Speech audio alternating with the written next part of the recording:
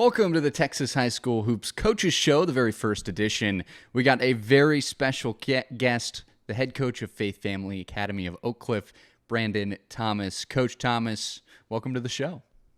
Hey, thanks for having me. I'm honored. Well, we announced earlier in the week that you guys are the team of the year in Texas. I mean, one of the most talented rosters that I have seen, Coach. Tell me about this squad and how excited you are to get this season started. Um, I'm anxious to be quite honest with you. I mean, anytime you have guys that we have who are in new roles, you're just kind of excited and anxious to get them out there and just see how, they're going to respond to being in those roles, how they're going to respond to one another.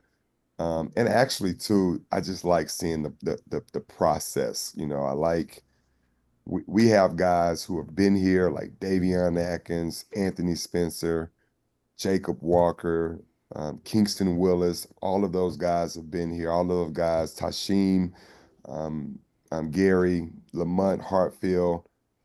I mean, those are in-house, homegrown guys that we've developed, and it's now their time. So I'm anxious about it because I mean I want them to have an immense um, high level of success. But at the same time, I do understand that I'm going to have some patience in that, they're in new roles. The responsibility and accountability for our success is now on their shoulders, where in previous years, maybe they've been into some limited roles. But I'm excited for this group. And obviously, we got some great additions and guys like King Grace, who's one of the best, scorers, bucket getters. But to my surprise, he's an amazing defender. I mean, he really gets after it defensively. We got another kid, Greg Lawson, and I can't speak, enough about in terms of his basketball IQ and being a great teammate, his willingness to sacrifice and play defense. So once it all comes together, I think in the end we'll be, exactly where we plan to be. Well, you're going into your seventh season. You spent the past 6 seasons in 4A. Now you're jumping up to 5A. I mean, how does that classification change affect you guys? It doesn't. It doesn't. We've always went out and played the absolute toughest competition um, that we can find. That we're playing. Our motto is anybody, anywhere. You know, your home court, fine. We want the best competition for a lot of reasons. One, the best competition, I mean, is going to be a platform spotlight kind of game. And you come to Faith Family, we want that. We seek that. We run towards the smoke. We want to put our guys in a position where they have to rise, or we're gonna walk away from that knowing some things that we need to work on because we got taught a lesson. We learned something from it, right? So that's first and foremost. So when you talk about 4A, 5A, 6A, it doesn't matter to us. I think if you looked up, if there was a way to formulate strength of schedule over the last 5 years, we're right there. We're right there with anybody. I mean, we don't pick our class. We play wherever we're assigned, and we go from there. I love that. Yeah, no, the strength of schedule from the past few years, just looking at your guys' schedule, has been ridiculous. Looking at this year's schedule, is there a game that sticks out to you? Yeah, a lot of them. I mean, locally, we got Lancaster next Tuesday, and obviously, that's a neighborhood kind of rivalry deal here. I know we won last year, Mm-hmm. And the year we prior. the year prior, so we beat him. So Yeah. and Farron Douglas is a buddy. He's a buddy of mine. So if I'm having to think about it, trust me, he knows it. So we know that's going to be a tough game for us. We know those guys always compete. We've beaten them, but it's been very, very close games. But on the national level, I mean, we open up the city of Palms with IMG. We go to Phoenix. We play Utah Prep in the Hoop Hall West. Um, we're going to Jersey. We got St. Benedict and um, Rose something, I think St. Rose. I mean, just you're talking some of the best teams in the country, and some of the best prospects and players in the country. And the thing that we look at, and we're obviously when the Thanksgiving Hoop Fest, we look at these games, obviously, again, you want to play the best. You want to have an opportunity to compete and beat the best. You're gonna learn something. You don't make a name in this business beating up on people you're supposed to beat up on. We always say that. So last year we was 25-11. But last year was one of our most successful years, even though it was probably one of our worst records. We played an incredible schedule. We played really good competition. We played some of the teams. I mean, Mater Dei out of California is one of the best coached teams I've ever been around. He had 18 threes on us. We played Cooper Flag and Montverde. I mean, you had probably two lottery picks on that team minimum. And this year we'll go play probably the future number one draft pick in AJ DeBonza. So, and in those games, we learn about ourselves, and somebody from us is going to play well. I mean, last year we lost to Montverde by 30. Well, everybody lost to Montverde by 30. But Isaac Williams for Faith Family had 30. and kind of woke up national media that, hey, maybe this kid was a little undervalued, underrated. So there's always a silver lining, but you want to play the best competition you can possibly play. And also keeping in mind that this thing doesn't last forever. You're not always going to be in that position. So while you have the talent, while you have the pedigree, while you have the tradition, you want to go ahead and put your program and those kids on the biggest, largest platform they can be on. Well, you guys have won 5 state championships in the last 6 years. What sticks out to you about this team compared to those successful teams you've had in the past? This team is different in that it's the deepest athletic team I've had. I mean, we're deep with athletes. Now we got, excuse me, we got to get our skill level up. We got to get our continuity together. But obviously, that's what the season is for. But in terms of length and athleticism, once we understand how important the defensive side of the ball and how important it is at the high school level to score in transition, to score on the glass, we have all the tools there. Where in the past we've stressed those same principles and play by the same motto. However, you may or may not necessarily have had the personnel to play to that strength. This year's team presents that for us. Well, I mentioned it on the show earlier in the week about the star power that you guys have. The amount of stars recruiting wise, more than the state of Wyoming, I'd assume, and probably a lot more other states. But how do you manage so many star players when, you still have to give every single one of them their time to shine? Manage. That's a good question. Well, the best players going to play, whether they are ranked, whether they have stars beside their name or not. And the best players to us are the most dependable, most consistent, productive players. So we've had guys that may or may not have been ranked, may or may not have had stars by their name, but they become stars here, like a JT Toppin, because he was productive consistently. And he brought what he brought to the table from an attitude standpoint, effort standpoint, just about every day. And so we coach the best players the hardest. And I think that's one of the things that if you love it, if you truly love this thing and you want to get better, then that's something that's going to be something that you adapt to and you migrate towards as a player. And then it makes it easier as a coach. But guys who are, you know, we always say if you come into a program like Faith Family, you're coming here because you're selfless in the first place. You're willing to sacrifice in the first place.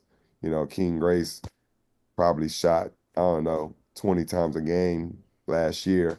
Well, he probably won't shoot 20 times a game this year, but he came here. And so if you come here, you know that there's some sacrifice in that. I think guys also, um, when they think about their future, I mean, we have to have like-minded players, players that have the same goals that we have as a program, and then we have to have the same goals as a program that they have for themselves individually. And so we're willing to take 100 steps towards them for them to take one step towards us. So you're not really managing. The kids want to win. We want winners here. We have a tradition of winning. We have a tradition of competing. They want to win. So they understand that to play as hard as you have to play, to compete as hard as you have to compete, you got to have other guys. You can't go play Utah Prep with one player. You got to go play Utah Prep with a stable of dogs, that understand what that level of basketball and what that heat is going to be like, and applaud one another and push one another and cheer one another. That's what it's going to be like where they're going. And so if you want to be on a team where you shoot 30 times a game, well, we know what that model looks like. That model probably looks like losing.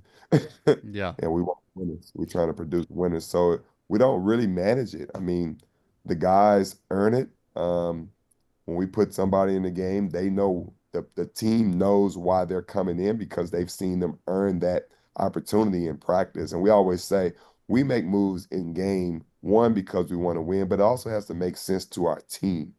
We're not trying to validate or satisfy parents or trainers or college coaches. They come to a game, they want to see their kid play. But maybe you misevaluated the kid and he ain't that good. We're playing the guys that gives us the best chance. So we manage winning. We manage that. And we ain't necessarily managing attitudes or egos, if that makes sense. Well, you mentioned King Grace, one of the new players on your squad, along with Greg Lawson. Those guys combined for 7 stars total. Of course, King Grace going to Mississippi State, and Greg Lawson has some big time P4 offers. Well, King Grace, of course, transferring from Waxahachie, 22 points a game last year. Like you mentioned, he shot the ball a lot. Greg Lawson, he comes from Michigan, was a stellar athlete out there. How do you put all these pieces together and shape it out to be a team? It starts with them more or less than us. We have the culture, all right? And so when you have culture starts, it starts with me in terms of culture, right? But when I say it starts with the team, again, those guys are coming in with the mentality of, hey, they want to win. Greg Lawson played 3 years at the school that he left in Michigan. He left as the all-time leading scorer, but yet he's coming to a place to play with a guy like King Grace, right? So it's like, man, I want to go somewhere where it's going to resemble what it's going to look like when I get to my next stop. I'm not going to go somewhere and probably leave as their all-time leading scorer. So, good players want to play with good players, if that makes sense. So that's where we're at with it. I mean, and when you're getting guys like that, there's a level of maturity that comes with that. You know what? There's also a level of security as well. They're not insecure guys. King Grace is committed to Mississippi State, so he's going to college whether he plays here or not. Greg Lawson's going to college whether he plays here or not. Like you say, he got some major offers. So if they know that that part of their basketball career is at least in place, now they're just going to the place where they can become the best, most prepared for where they're going, and that's it. That's it. These guys, and obviously, when they get here, they see our culture. They know it's not about one guy. Now, we might have a guy that goes, that becomes that guy, but it's still a team game, if that makes sense. Yeah, I mean, there's so many guys on your team that can be that guy for you, but you have to give them all the action. And a guy that I love is 4-star junior Davion Adkins. Another guy with a ton of big time P4 offers. What about his game do you think will work well with these new guys? Obviously, he's a rim protector. He's a rim runner. But Davion's gonna surprise some people this year with his ability to make a shot. Hadn't had to do that for us yet. Um, hasn't, when you don't have to do it, you don't necessarily maybe have the confidence to do it. But now he has a goal in terms of the type of player he wants to be, where he wants to go, type of style he wants to play in. So he's working towards becoming that kind of player. And I mean, he's had some exposure with different camps. He's gone to Euro camp, Wooten camp, Team USA, training camps and whatnot. So he's been around the players. He's seen other players as well that look like him, and you get a chance to size up your game and maybe take something from them. It's a reason why this guy's a 5-star and you're a 4-star. It's a reason why he's number 1 in the country and you're number 20 in the country. You know what I mean? Sometimes we see those rankings and we're thinking, well, I'm almost there. And then you get to a camp and you're like, whoa, this dude's on another level. So those things that he's gained from just his experiences, last spring and last summer and this fall, I've seen in his growth. And the biggest thing I would say for Davion that's had the biggest impact on him, I mean, he played his first 2 years with Dorian Onwuchekwa and JT Toppin. And then last year with Dorian Onwuchekwa, he got his butt kicked every day. And so you walking in a gym, you're coming from eighth grade where you're probably one of the most elite athletes in your middle school, and you come to high school and here you are, you're looking up to guys in terms of height, you're looking up to guys in terms of athleticism and skill, and it doesn't take off as fast for you as you would like, but you also see why it can't because these guys are just on another level. So he learned, he got a chance to learn from 2 years from two really good basketball players. We got a freshman right now that we're excited about, 6'7", 6'8", Micah Hewland. Um, and he's in that same position. He's a freshman, athletic, probably can be anywhere else in the state of Texas and not just playing varsity, but probably starting varsity. And, he's in here every day getting it brought to him with Davion and Anthony Spencer, who's another, big time athlete, because those guys, they were once in his position and they have so much more reps, they have so much game time experience in our system. So he's another kid to look out. In 2 years, you'll be asking me about him for sure. I'll definitely take note of that name. Who else on the team? I mean, we mentioned all these star players that you have, but who's somebody on the team with all the attention you guys are getting doesn't get the attention you feel they deserve? Lamont Hartfield and Tashin Gary. Both of those guys started for us last year.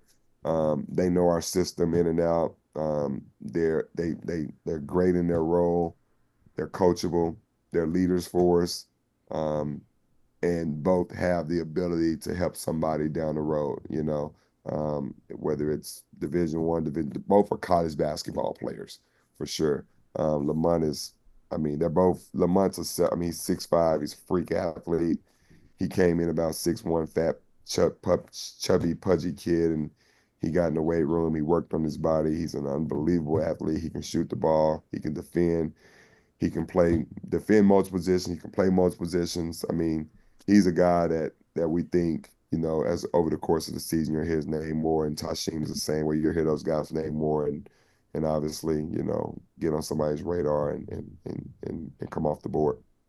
Anthony Spencer's another name that sticks out about your squad. I mean, he's got an offer from Tennessee, and what do you think he can bring to the table for your squad this season? Energy, motor. He's our best offensive rebounder. Um, I mean, he's a game changer. I mean, his dunks are worth more than 2 points because he's so athletic. Um, and this is an opportunity he's been waiting on, from quite some time. I mean, he's been patient, and it's tough to be patient sometimes when you can go somewhere else, or you're looking at some of your buddies maybe that are getting an opportunity earlier. And I say, well, but would they be getting that opportunity if they were here? So, but unbelievable athlete.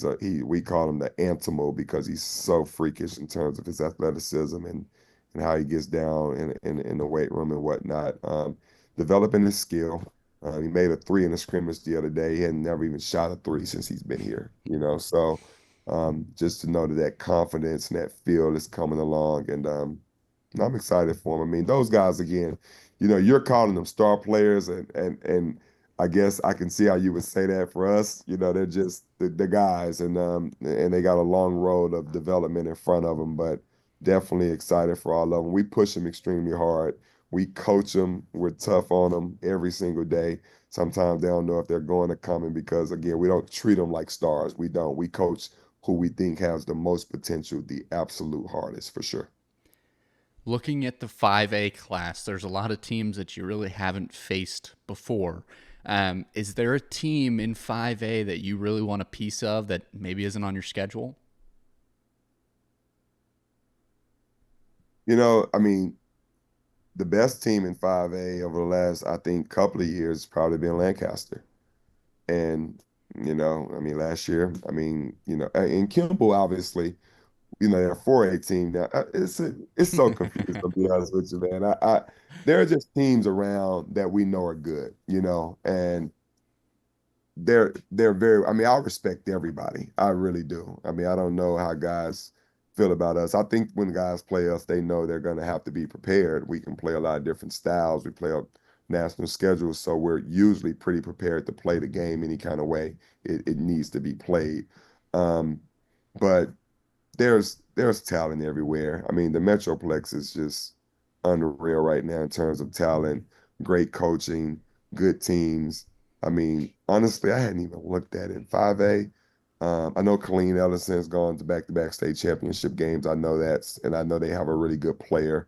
Can't think of his name, but I think he committed to Colorado State. I am kind of equipped to know what's going on with that, with some of this stuff. So they're good.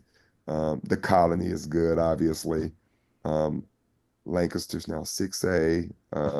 WT White, you know, good team. Pat Washington, good friend of mine, always well coached. They're very tough. So I mean, it's wide open now. Honestly, truthfully, not only are we 5A, but they've split up the divisions. So I Yeah. have no idea who's big school, small. That stuff is so far down the road. We got Lancaster next Tuesday. So we always say, and people don't, I don't know if they believe us, we're not preparing for state championships. We're preparing for today. We want to win today, period. We want to win today. And tomorrow will take care of itself. But focus on today and, focus on getting better, focus on getting better as a team, individually.